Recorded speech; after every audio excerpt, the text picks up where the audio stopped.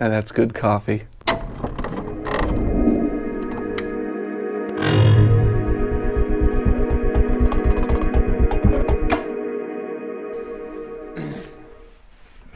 Alright, so you're thinking about taking that first long trip.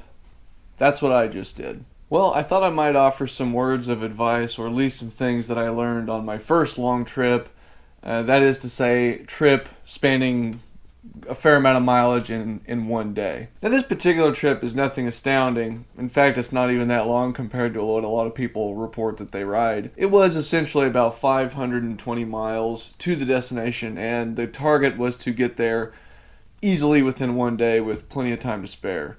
So that's moving at a good pace. Now, the trip we did was from Portland to Reno, and we tried to make it as scenic as possible so that it's going through national forests rather than spending all that time on the freeway. Now, I'm not going to be showing a lot of clips from the trip, and this is only to offer any words of advice that I possibly can, but let's get started with the bike that you're on. Now, right now I'm sitting on a Tiger 1200. This is my commuter, this is my trip bike.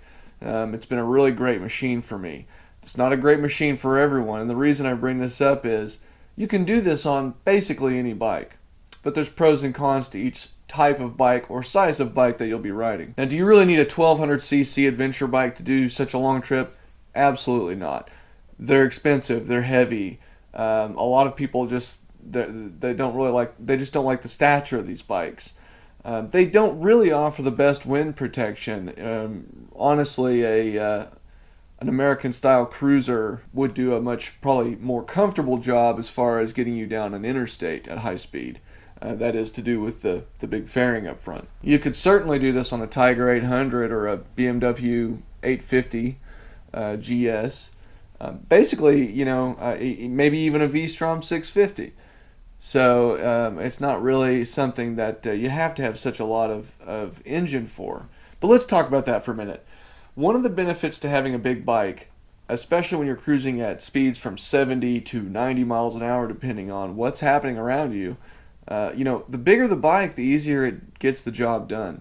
It's much less strain on the engine. These bigger bikes were really designed to be cruising at these interstate speeds. So one thing you're going to be getting is a little more comfort in dealing with that. And part of that comfort is actually the size of the bike. That's where the big weight and stature comes into your advantage. The bigger you are, the more planted the bike feels, especially when there's any gusts, wind, things like that, or trucks are going by you. It's sure nice to have a little bit of mass with you in those situations. Now, the mass can become your enemy really quick off-road if you're going to be doing off-road segments. So, that's where you have to sort of weigh, well, should I go with the 800 or should I go with the midweight or should I go with the big bore? In this case, the 1200 Tiger did excellent. It did great. Now, I did modify the bike quite a bit. I put on all the luggage, and that's factory, but I have the bar risers, I have a wind deflector, I have highway pegs, I have auxiliary lights. I even put a cup holder down here. And to top it off, I sat on a sheepskin rug over the seat because I knew I'd be in the saddle all day long with minimal stops, so I wanted as much comfort as possible. Now, some problems I had with this bike. It's fair to say that. Now, every bike has its downsides, as we've discussed. This particular bike, basically no windscreen fits me. I'm about 6'3", 6'4", and I pick up a lot of helmet buffet, and especially on these adventure bikes where you basically only have a windscreen, there's no fairing really, it's just a windscreen. So I will be changing this windscreen into a taller one, probably something from National Cycles, maybe the 24-inch high one.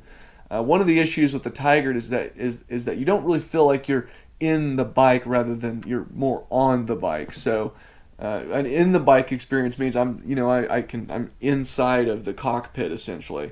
I don't really feel like that on this bike. I feel like I'm just out in the elements essentially. So there was a compounding issue with that as well. So that's one thing about this bike I'd say. The other thing is you absolutely need to put on some handlebar risers on these Tigers. And I imagine on any bike, it seems like every bike I sit on, they're just a little too far forward. And bringing these up 2 inches or 20 millimeters, 22 millimeters, whatever it is, that really made a huge difference for me to sit in a neutral position like this for a very long period of time. and also be able to put my back against my luggage. So I had a bag behind my back here. Another thing that about these bikes is the more luxury you have, honestly, the better it is. Cruise control is great to have. This bike's got it. I used it almost the whole trip. It's just so nice to have, and it's one of those things. It's one less fatigue that you'll experience. Not that it's so hard to hold a motorcycle throttle, but I will say once you've had it, you'll probably use it. So don't knock it before you try it. In another type of luxury, this bike also has heated seats.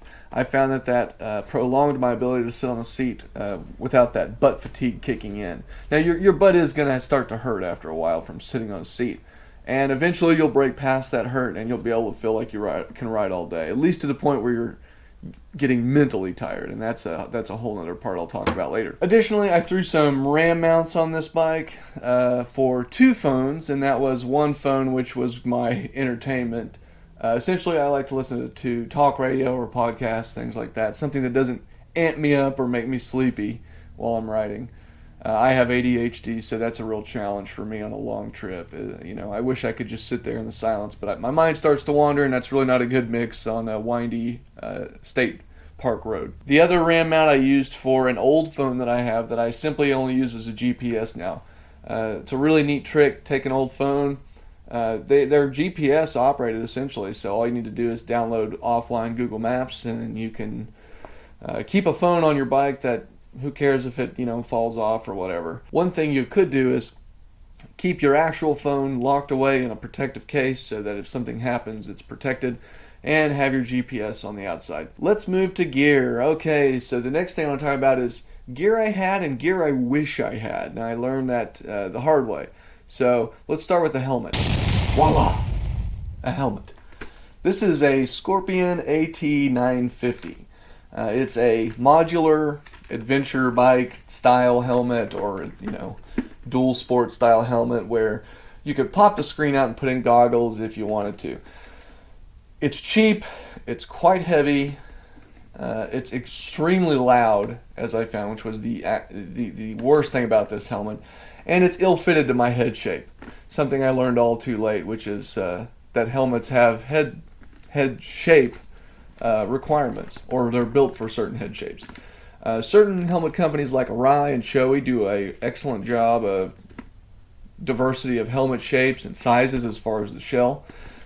Scorpion basically has sizes, and their sizes essentially are just changing the padding on the inside of the helmet. Well, anyways, it's very loud, it's very heavy, so after a long trip it can strain your neck and start to become, you get that little twinge in between your shoulder blades. It's not a lot of fun.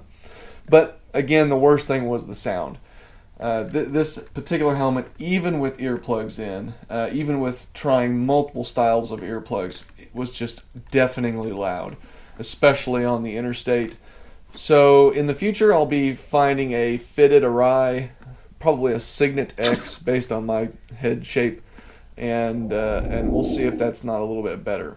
Now, going along with that, why it was so loud, well, my windscreen, as I mentioned, could be a little bit taller and better shaped. These this is a 2012 Tiger. In the older generations of these adventure bikes, the windscreens, it's like they just slapped them on just for looks on the showroom. I don't think they had any really quality control testing or anything like that. It doesn't. In any position I put this screen in, it seems to do a poor job. And in fact, I would wage a guess that it would even do better without the screen on the bike at all. So there's 2 things I would change right there: helmet, windscreen. Make sure you spend good money on that helmet, folks, because you're just going to go and end up buying an expensive one later on anyways. And then you'll have this lying around. Now, as far as other gear, well, I rode in basic protective gear, good touring boots. I rode in regular pants, but with a overlaid exoskeleton of shin and knee pads and hip pads. I had a Gore-Tex shell jacket on. I did a review on that jacket here. Check it out. Anyways, the jacket was breathable. It was very light, and on a hot trip like this was, it was really nice. I had no issues with the apparel whatsoever at that level. The only thing I added on top of the standard gear was to be wearing a camel pack on my back, which really came in handy. It enables you to not have to stop to get a drink of water. you're going to need to be drinking a lot of water because I absolutely saturated my clothes with sweat. Now, along with the jacket that was Gore-Tex, which is obviously waterproof, I recommend that you keep a full set of waterproof gear along with you. So I had a lightweight pair of gloves and I had a heavier waterproof motorcycle riding pair of gloves in one of the cases. So, and on top of that, I had a pair of frog pants in one of the panniers. Now, frog pants are extremely light, they're cheap, and they work very well as far as being waterproof. As a matter of fact, I'll show you the pants right now.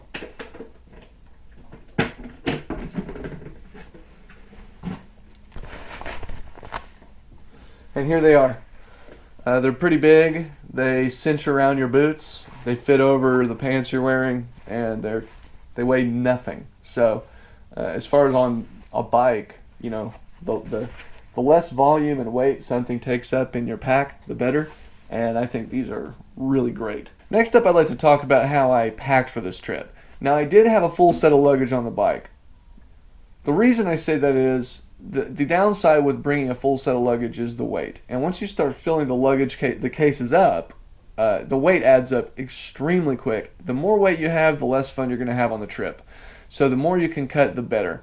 Now, you absolutely want to go with some essentials.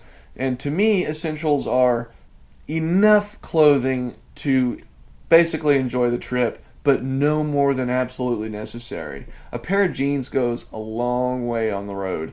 and likewise with a pair of basketball shorts. You really don't need a whole lot, especially if you can wash your clothes in a sink or at a friend's house or at just a coin-operated laundry facility. I had the bare essentials of camping gear, just a sleeping bag and a hammock, and that was for a worst-case situation. I had no intention of sleeping in the woods on this particular trip, although I do take road trips to go camping, and that's a different packing setup. Check out that video here. I highly recommend that you keep a good first aid kit. I highly recommend that you keep a good set of tools. If you're on the road, especially a long ways from home, give yourself the things you would likely need to take care of a situation. And for me, that was a decent set of ratchets, some real basic plier type tools, anything that I would possibly need to make a temporary fix on the road. By the way, to include a pump and plug kit for the tires, just in case. Now lastly, I'd like to talk about my own personal limits. And I can't tell you what yours are, but for me, my ADHD is a really big problem. Little boys who don't take responsibility get hairy palms. After a certain amount of time, my mind starts to wander, and it's like I sort of go into la la land or daydreaming. And when that happens, especially in doing really basic things on a bike, just a simple turn, for example, can result in target fixation or other really bad things that can happen. So I didn't know how well I would do on a long trip. I can honestly tell you that after about 6 hours, I started to experience a mental fog. It was just, I don't know, it was like a wall hit me at about 6 hours in. And after that period, I really had to focus. I stopped and ate some Taco Bell, even just something to change up the pace. I had no issues with the trip, but that was about the point for me, 6 hours, where my mind started to sort of wander. Now that could be mitigated with taking breaks or with, like I said, other maybe a cup of coffee, something like that. Physically, however, there really was no issues. I made it to my destination an hour ahead of time, and I thought that went really well. I felt pretty good when I got there, although I was tired for a few days after the ride. I think the optimal trip would have been about 6 to 7 hours in the saddle per day. If I were going to take a long cross-country trip, I don't know if I would fill up my days on these 8-hour plus days. I think I could do it. I don't think I would enjoy the trip because it would be such a grind, and I wouldn't be. At some point, I'm not enjoying the trip and the scenery and the stops and all the scenic breaks and things like that. So you'll have to figure that out for yourself, and the type of bike you're on is going to affect all that as well. There's a lot of variables here. I'm not saying you should go out and change your bike if you want to go out and take a long trip, but these modern bikes these days are more and more naked, so I have to imagine that there would be a little bit more fatigue on such a machine. Well, guys, I just wanted to share my experience with the trip. I really loved it, and it felt like I accomplished something when I got there. It was very different from a car road trip, and I loved it. I really enjoyed it. So I hope it encourages you guys who have not done a long tour to go and do one, because I think there's some really neat experiences you can have. I met a lot of people. A lot of people want to come and talk to you. It's a really unique way to see the country or whatever country you're in, and to take it all in. You feel it's almost like hiking or backpacking in a way. That's really what it made me feel like. So I will be doing it again. I'll be making some changes to the bike, and I think that if you take a road trip for the first time, you'll probably figure out what changes you need to make right away. Hopefully you're not stuck in a miserable situation. Well, guys, if you like this video, I really appreciate your support in liking and subscribing. We're very close to 1,000. It's a big deal to me. It's helped me get the ability to go and review more motorcycles, and the dealers that I work with have been really happy with the feedback from you guys. So that said, you guys ride safe. I'll catch you next time. Alright, dudes, well, I'm in Klamath Falls, so far the ride is going pretty dang good. I'm really not going to show a whole lot of the ride because it's just raining. It is beautiful, but you know, I'll probably do some other videos on just showing off trips or whatever.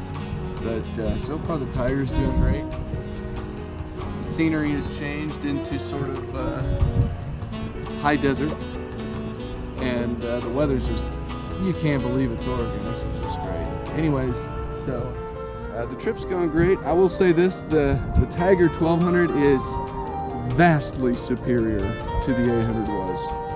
The Tiger 800 was good, but this on the long haul, this bike is doing great. Hers, you can tell that it's just much more comfortable on the highway. I'm gonna get back on the road. Well, I'm gonna eat a snack, get back on the road.